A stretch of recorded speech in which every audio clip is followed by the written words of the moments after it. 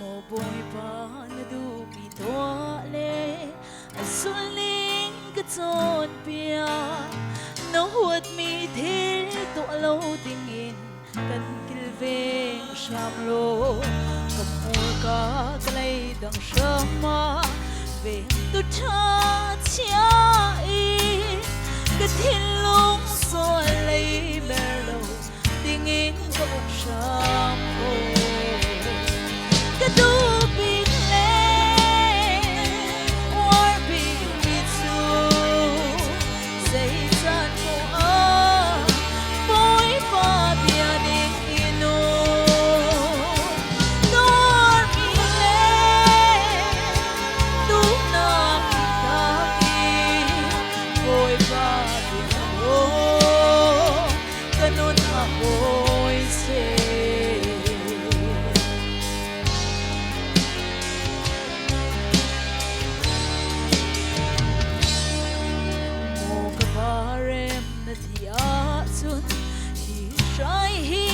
Thiel pia sa se kay manol siloin na dubang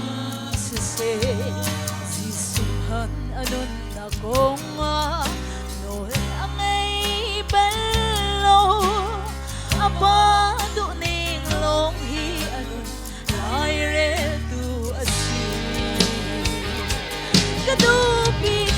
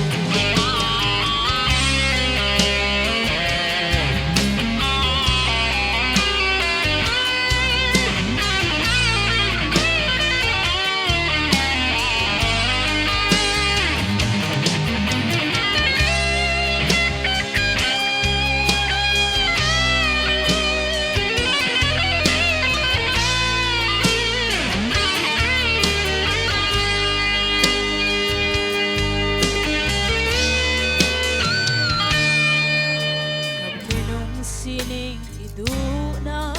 na hindi siyang siyamla kaywain kay porlos walay mi haya palmaylo kasi tersyam ko nuntem kaboy pa Khualtha na kulaya Khualtha si kadue Kadubig le Warbig mitsu Say san po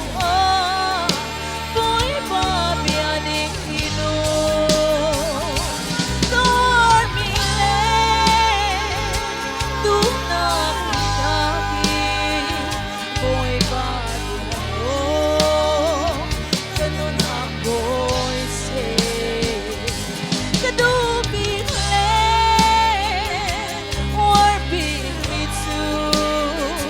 Say, son,